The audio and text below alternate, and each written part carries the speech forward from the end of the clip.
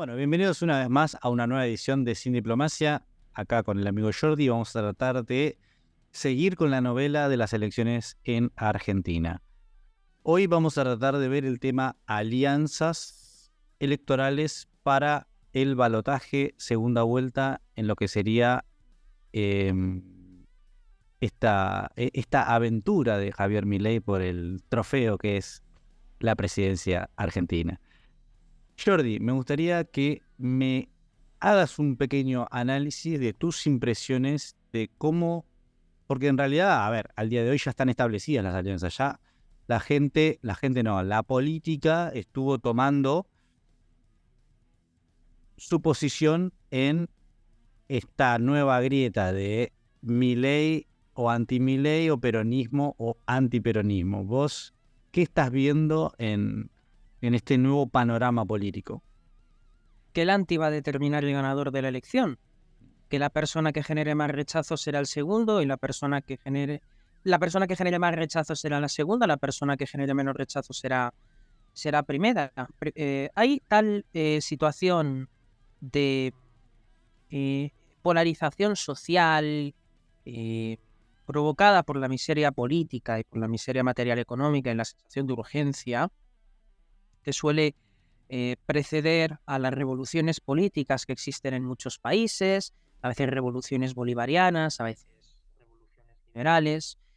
Para que exista revolución bolivariana debe haber un abstencionismo muy alto, que es lo que pasó cuando Chávez llegó al poder, y veremos si Javier Milei puede competir no contra esta especie de chavismo ilustrado en masa, sino contra la desconfianza o la apatía no política, sino la apatía hacia esa serie de candidatos. Lo que indudablemente nos hemos encontrado es una reubicación del espacio ideológico, previamente representado por dos partidos que conformaban la grieta y ahora conformado no tanto por dos partidos, sino con dos propósitos más holísticos de lo que representa una sociedad.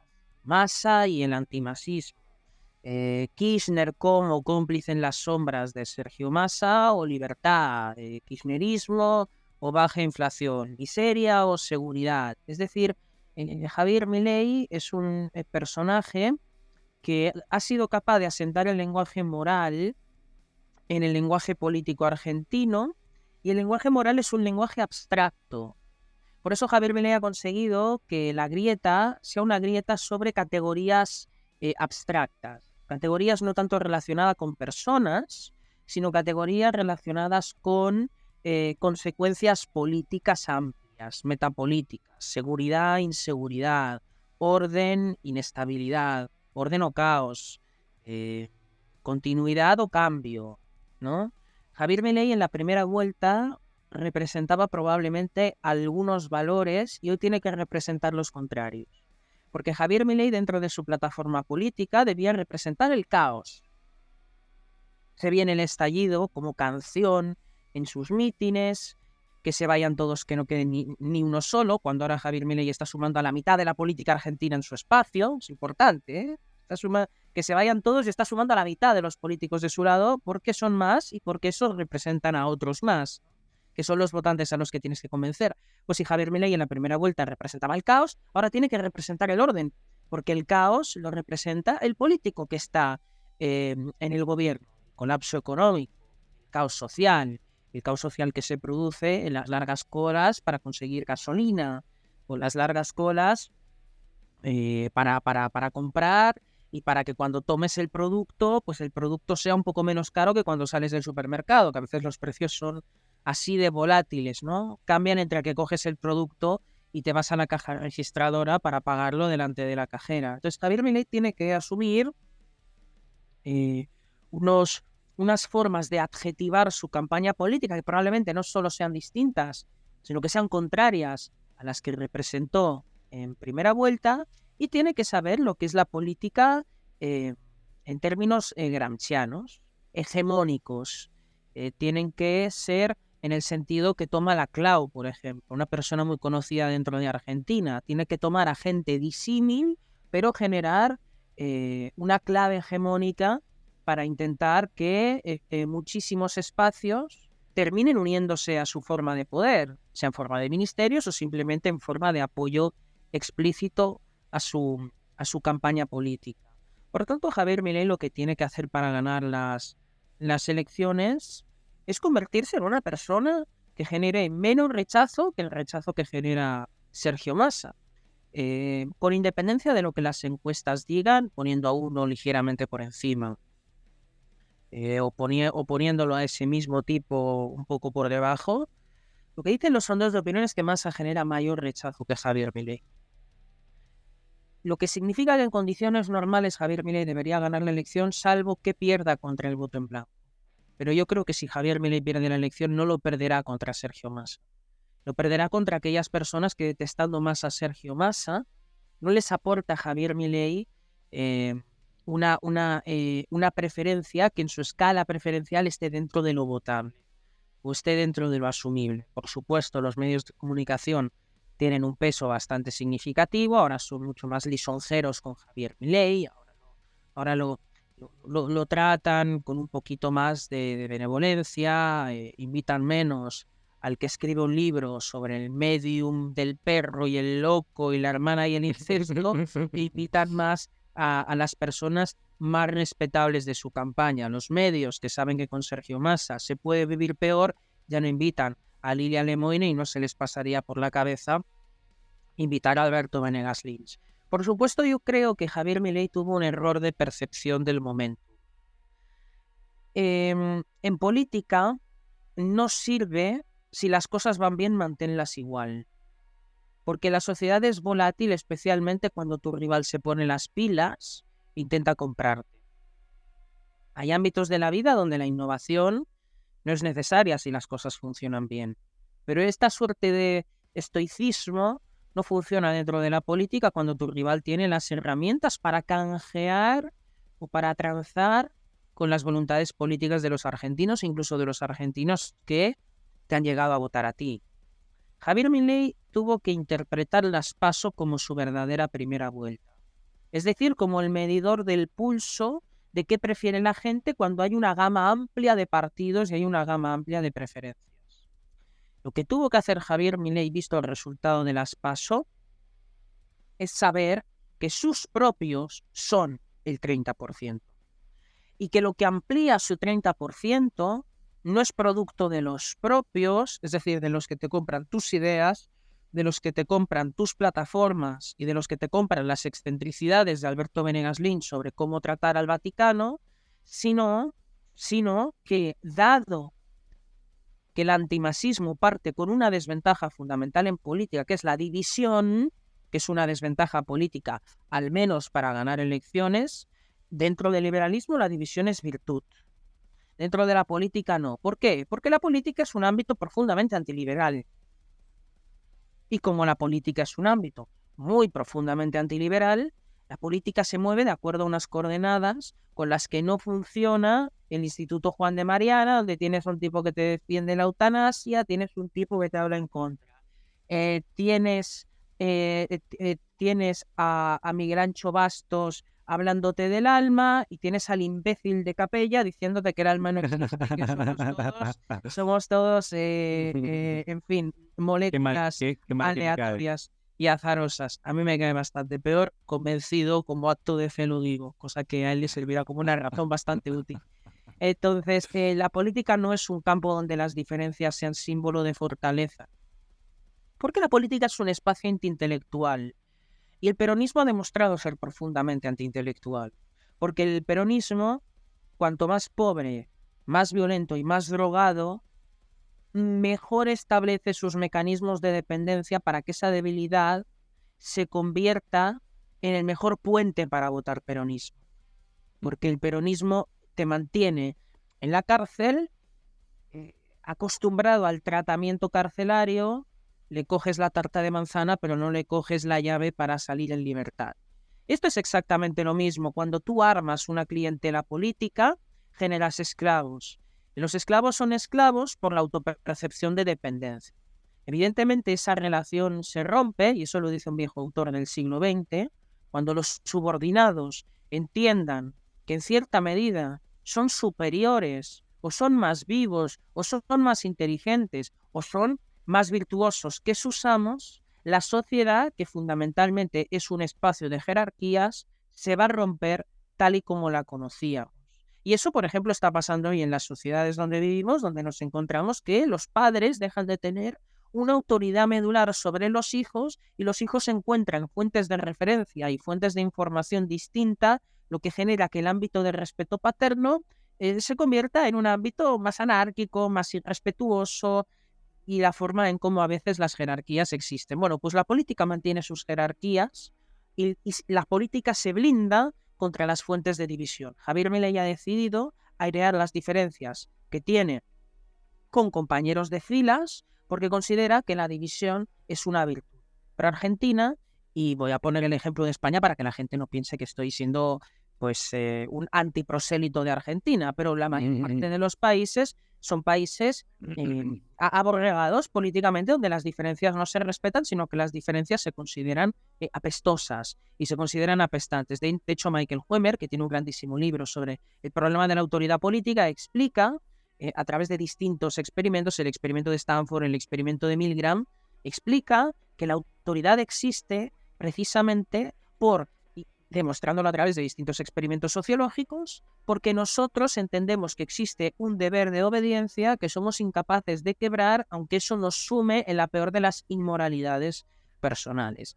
En este caso la política es cruel, la política es egoísta, las diferencias que, fíjate, ¿no? Milei ensalza las diferencias, no es que en la política no existan las diferencias, es que cuando existen las diferencias, el líder del partido que encuentra las diferencias purga las diferencias. Las purga porque tiene capacidad para purgarlas y porque sabe que purgándolas se asegura la perpetuación en su propia autoridad. Por eso a Sergio Massa le está dando absolutamente igual que a partir del 10 de diciembre colapse de forma definitiva su economía, porque mientras él esté en el poder, y dado que su único objetivo es el poder, el colapso será secundario y quizás evidencia de que continúa en el poder. Entonces, el principal problema que tuvo Javier Milei fue airear públicamente esas diferencias. Y hoy, por supuesto, debe dar el salto de la Libertad Avanza como partido político a Libertad Avanza como un receptáculo vacío de muchas ideas minimalistas y químicamente puras para incluir a personas que nunca antes se pensó que formarían parte de su partido. Don Javier Milei, que tenga un discurso antipolítico, como presidente es político. Y como candidato a la presidencia, tiene que aprender política. Y parece ser que ahora está en el camino de aprender política. La pregunta es, si Javier Milei se comporta como un político, ganará las elecciones.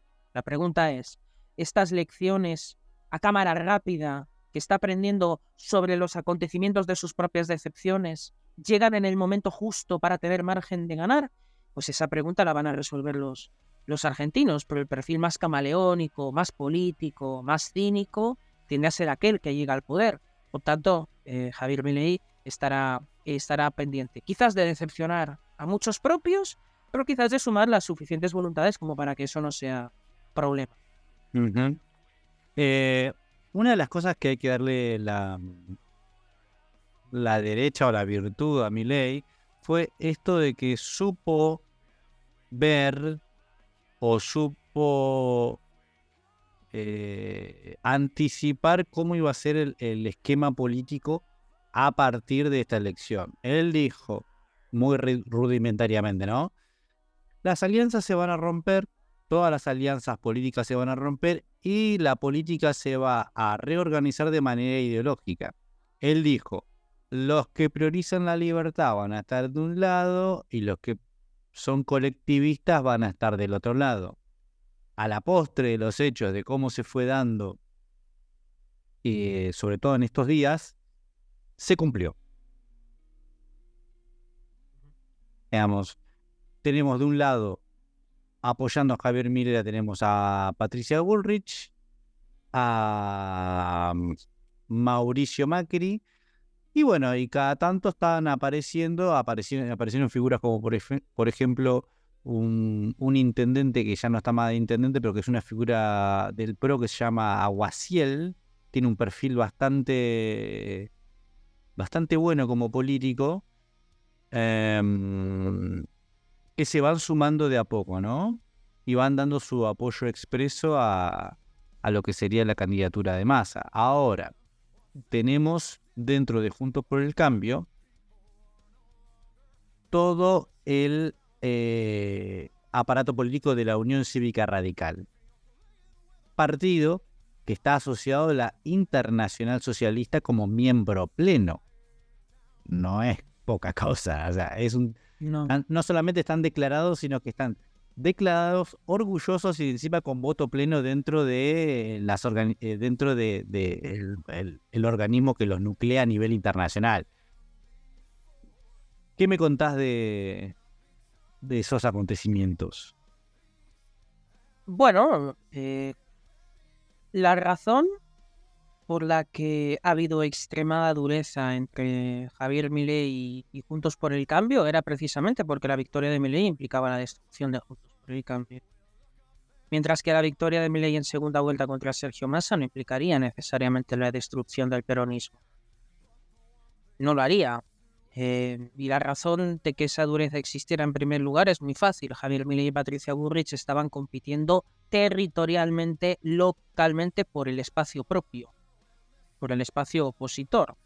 Por eso, ¿cuáles son, llevado al fútbol? Supongo que los argentinos no se van a sentir incómodos con eso.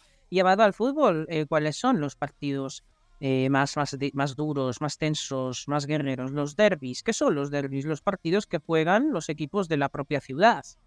Están los clásicos, que suelen jugar equipos de rivalidad histórica. Hoy no he venido a hablar de clásicos. No, de eso no se habla.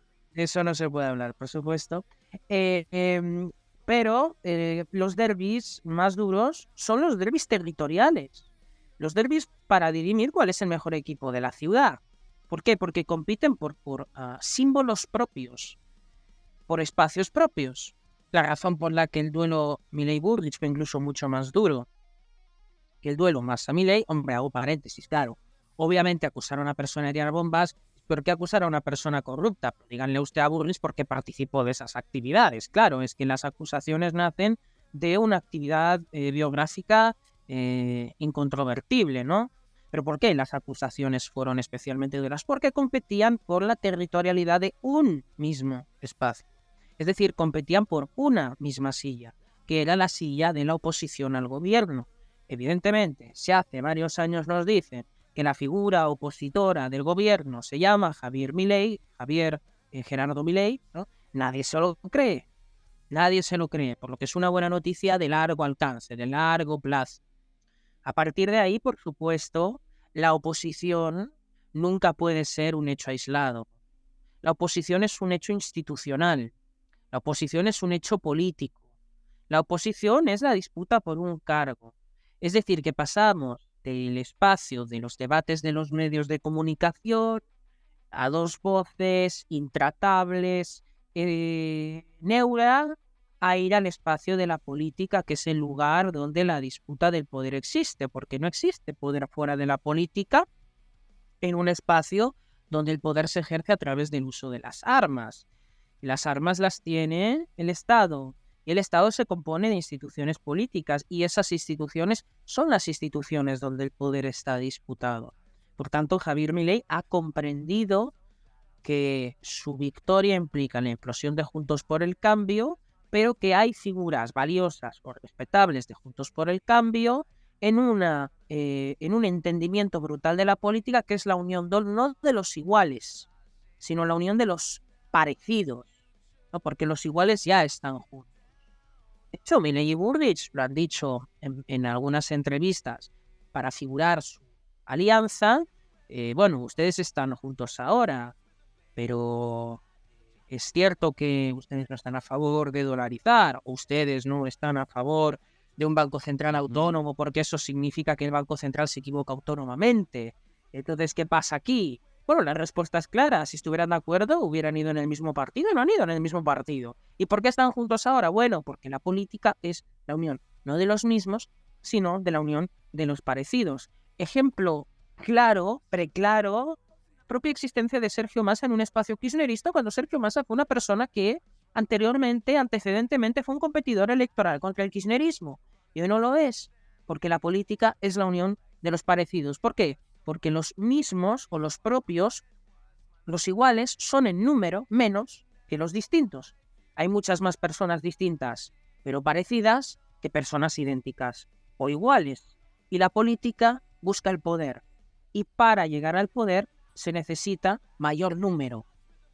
Y en este caso la democracia lo deja bastante claro, porque el 50 más uno, es decir, el mayor número de electores es el requisito que necesitas para sumarte al poder. Y eso es exactamente lo que necesita Milei. Evidentemente, uno de los puntos de acuerdo que tiene que buscar Javier Milei con Mauricio Macri es que Juntos por el Cambio participe del refuerzo de la fiscalización en las próximas elecciones.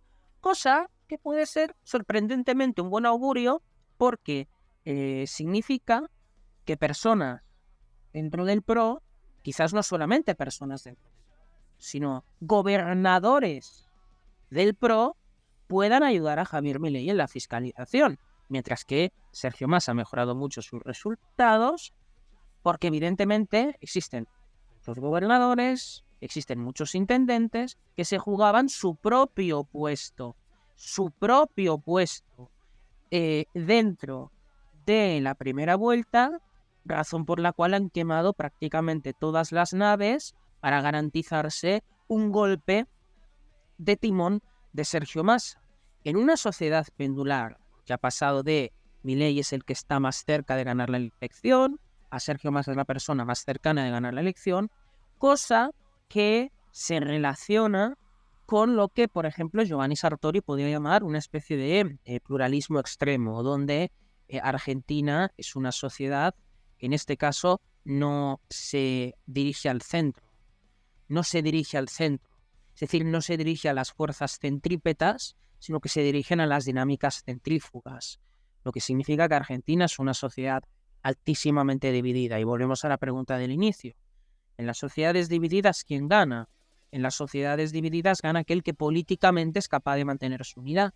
Y el peronismo es claramente el mejor baluarte de mantener la unidad, porque el peronismo es una falsificación del fascismo italiano, que es una forma, por supuesto, de preservar el valor de la unidad. Y por eso Sergio Mas está utilizando, como haría mitológicamente el viejo Perón, por ejemplo, en su meeting de celebración, está utilizando figuras míticamente unitarias. Te habla de la familia, usa la bandera argentina, sale solo, que también es un símbolo de unidad, soy yo y es el pueblo, estoy mimetizado con el pueblo, no me rodeo de personas que son potenciales traidores o que son potenciales malos aliados, y apelo a un factor muy importante, a otro factor de unidad, gobierno de unidad nacional, cosa de la que ha hablado Sergio Massa, que por cierto hay encuestas que dicen que más de la mitad de los argentinos están a favor de un gobierno de unidad nacional, lo que ayuda mucho a las perspectivas electorales de Sergio Massa. Eso sí, decimos una vez más, al argentino le gustan mucho las narrativas, ¿no? De hecho, se suele decir que los argentinos son las personas más locuaces del planeta Tierra porque les gustan mucho las narrativas.